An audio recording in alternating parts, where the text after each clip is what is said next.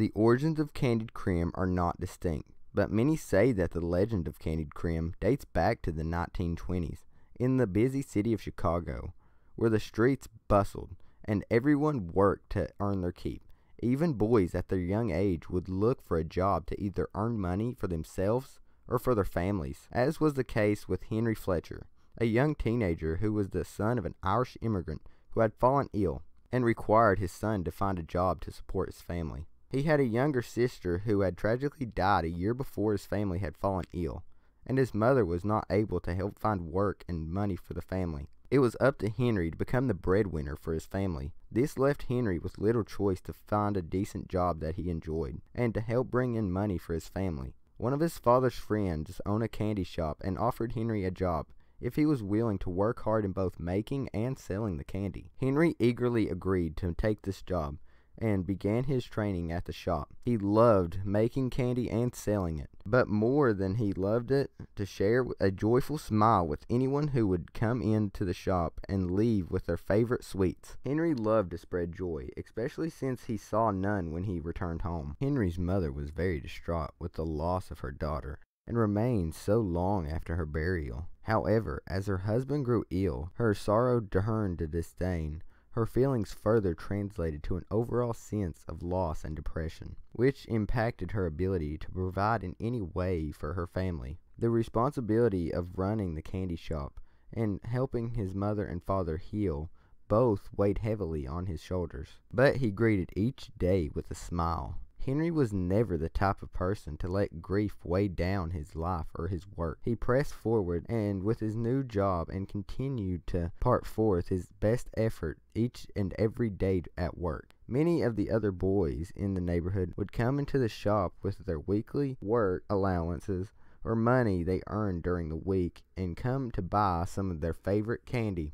Each day would pass as his parents' conditions would grow worse, but he continued to go to work every day and take care of the shop and factory behind it, and would proceed home to take care of his family at night. He would administer medicine for his father when he returned home, and would keep his mother company and converse with her until she fell asleep. Then he would go fall asleep and begin the pattern again the following day. He continued this pattern for many weeks, making new candy in the back and selling candy in the front. The shop would often close early so he could work on making more candy for the shop and work on new types of candy. He had began working on his own concoction for a new kind of candy he had, and he had nearly perfected the formula. It was a new kind of candy that he wanted to shape into candy canes, but it had a distinct flavor of cinnamon and several other compelling ingredients. He had experimented with the mixture for many days until he finally had the right seasonings and chemical mixtures down to have perfected the recipe. In just 2 days' time, he would have enough ready to begin selling in the shop. The shop owner had come by already after closing to taste the final recipe, and he found his candy to be delicious. He wanted more to be made. The machines were set to begin the making of the candy throughout the following day,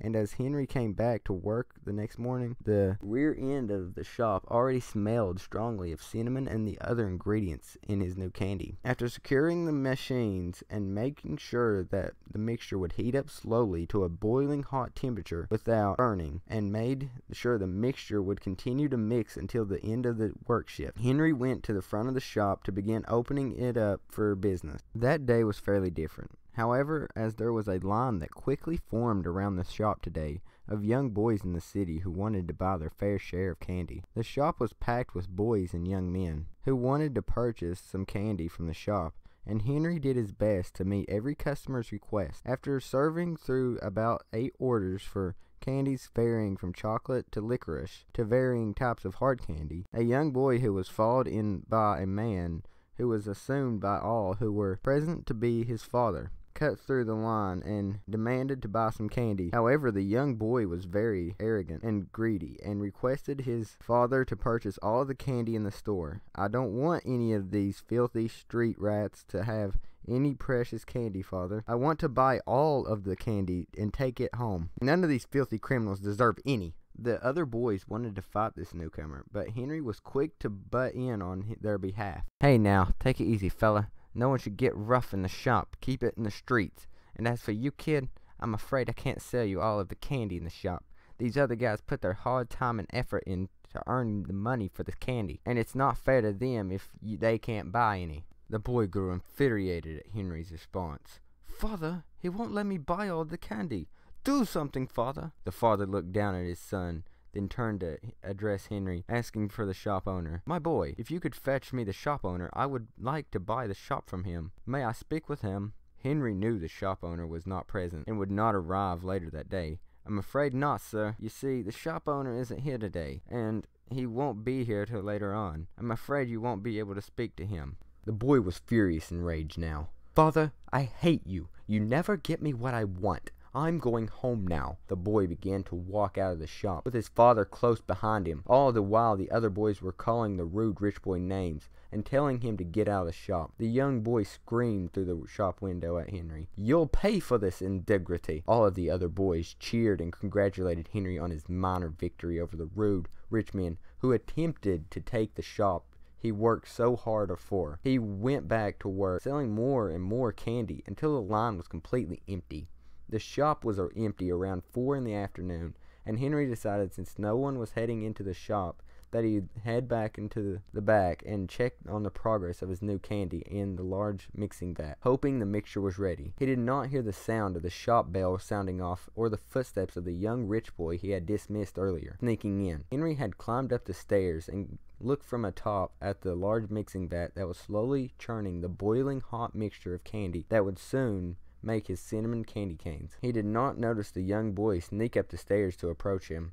Henry finally heard footsteps right behind him, and as he rose his head up from looking down at the hot candy mix and shutting off the rotating mixing arm, he turned around to face the boy that he denied earlier, only to push across the railing by the young boy into the vat of boiling hot candy. Henry's flesh began to melt and bubble inside the boiling candy mix. The young boy was laughing at Henry from the guardrail above. "That's what happens to people who don't give me what I want." Henry closed his eyes and sank further and further into the deep vat of candy. The heater had stopped along with the mixing arm, but the candy mix was still boiling and burning away at Henry's body, completely submerging him in the sugary magma. He scraped at the sides, desperately trying to claw his way out of the mixing vat, but he was trapped inside of it, slowly dying inside of the candy mixture as it began to cool off. He began to rock and hit the sides of the candy vat, desperately trying to knock it over and let him free, and after several attempts he succeeded in knocking the vat into the floor. He slid out of the vat of candy,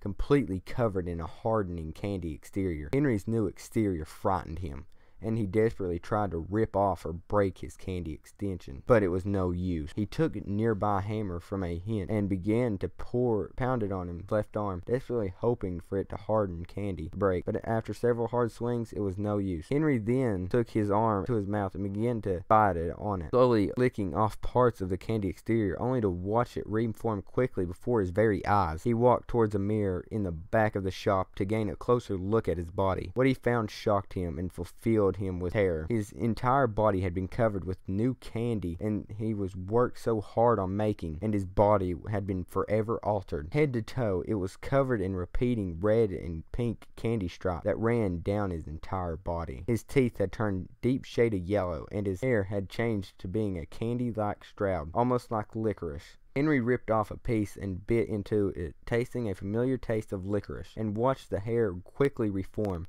back to the base and head and regrow it to its original length. But what startled Henry most was about his new appearance was dark green eyes that glistened like bright emeralds. His new exterior frightened him, and he began to sob, only to find the tears forming sugar water and upsetting him even more. His body had finally ceased feeling burning sensations and pain, and Henry grew very angry. He wanted to take revenge against the boy who did this and the parents who raised the boy. Henry's growing rage turned into an insane thirst for blood as he began to take the candy mix that he fell into to form a large candy cane with an edge that extended along the length of the candy cane. As the candy cooled, he began to work on other candy weapons to take with him. He made a powder that would both blind, candy drops that were so sweet they could convince someone to do almost anything, candy bombs, and a sour soda he created that was so acidic that the container he began to make for the soda began to break down. The soda pop will first be very sour, and in the end, very, very sweet. He put all of the things in rings on his belt around his bare set of clothes. He began to place several small lollipops in his pocket to keep track of whom he hurt, and took out the candy blade he had worked hard to create. He sharpened the candy blade's edge and stamped onto an engraving in candy on it. On the side of the blade, the word Exodius spelled out on the side. The blade was created to eliminate any threats and any memories best left forgotten. He tested the blade on the hairs of the shop broom they kept around for cleaning, and watched the hairs early split along the edge of Exodius. And Henry then tested the strength of the blade by slamming it against the large rocks that were outside the shop, shattering each of them easily. Satisfied with his new weapon, Henry was ready to take revenge on the boy who left him trapped in the candy prison that was his new body. He snuck out the back alleyway after closing the shop, quickly cleaning the floor and any leftover candy and making some backup candy cane blades if they proved to be necessary. He snuck out the back and made his way across the city, keeping to the shadows the best that he could. But he did not want any passerby to notice him as he hunted down the home of the boy. Henry approached along an empty alleyway that was fairly close to the boy's mansion, and found him in the alley with a bodyguard. As the bodyguard was beating up another boy on the request of the rich boy who pushed Henry into the candy vat, Henry grinned as he made his slow approach behind them. Henry spoke up and surprised both the rich boy and his bodyguard. "Did you miss me?" As the bodyguard turned to face Henry, he threw an irritating candy powder into the bodyguard's face, causing his entire face to swell and for him to instantly go blind in searing pain. The bodyguard fell to the ground, and the other boy ran off in fear of what might happen next. The rich boy was frozen with fear at the appearance of Henry. Who are you?" The boy was trembling in fear as he looked into the deep green eyes of Henry. Henry knelt down and looked straight into the eyes of the boy. "I was the guy who worked down in the candy store before you pushed me into a boiling hot vat of candy mix. You tried to kill me, but I survived." Kid stared in fear at his of Henry. "Are you some kind of candy cream man or something? Or you hurt any bodyguard, candy cream man, and I'm not going to let you take away my fun." Henry laid a direct blow to the face of the boy with the blunt end of Exodius, sending him flying against the wall and falling to his knees. "You won't hurt me. Bodyguard, help me." The bodyguard back up and tried to maintain. The bodyguard got back up and tried to maneuver towards Henry. He remained blinded by the candy powder.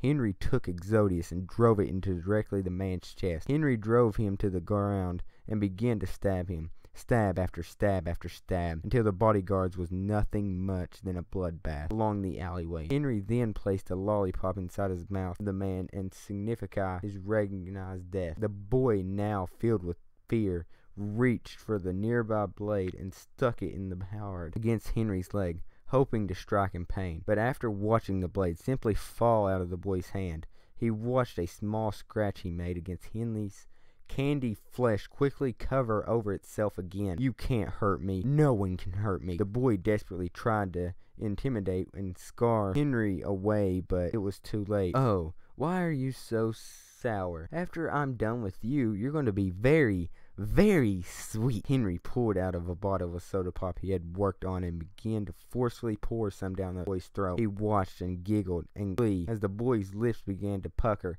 and his eyes began to form tears of pain and fear of what was going to happen to him. The boy's body began to spasm, and after 30 seconds had passed after just taking a few sips from Henry's soda, the boy's face began to turn into a sickening grin. His body began overwhelmed with the sweetness, and the feelings of euphoria enroled through his body as the soda ate away all of his internal organs. Henry began to carry away the boy's body in the alleyway back to the shop and began to disassemble the boy on a work table, slowly draining the blood out of the boy's body. Henry dropped the boy's body into tiny pieces and began to burn them inside of the oven. He then took blood and began to mix it into the large pot with sugar and other flavorings, slowly boiling the blood into a dreaded hard candy. As Henry mixed the candy, he began to debate what the boy had called him. "Ah, Candy Cream Man.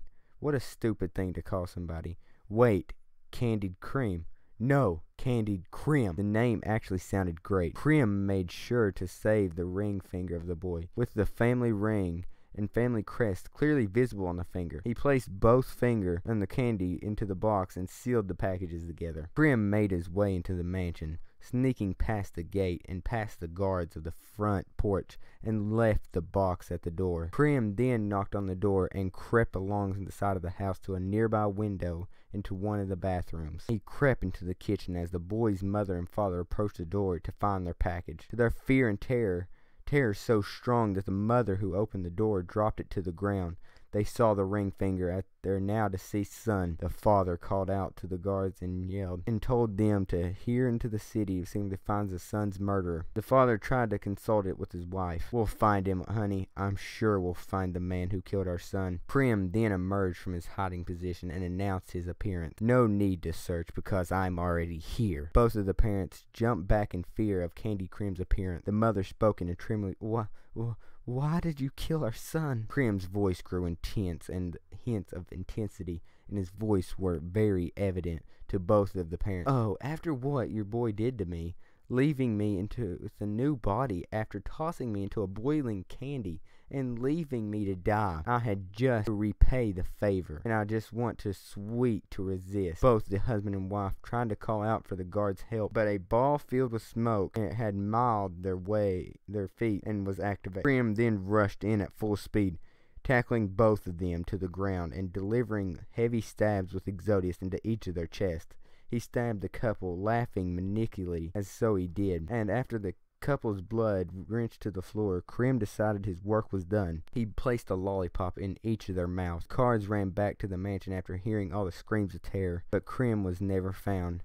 He escaped off into the distance, away from Chicago, leaving his family and everyone else behind him. Candled Krim roamed the country, never finding sanctuary or a place to settle down and call home. Many rumors and tales of his appearance or more murders have been recorded, but no letters, statements, or photos of Candy Krim were never found. With his body forever exhausted in candy, he's believed to be alive this very day, roaming the countryside looking for more lives to claim and more smiles to make. After all, Candied Krim wanted to live his life, making other and himself happy, and the journeys he was just on after the night was just too sweet for him to resist.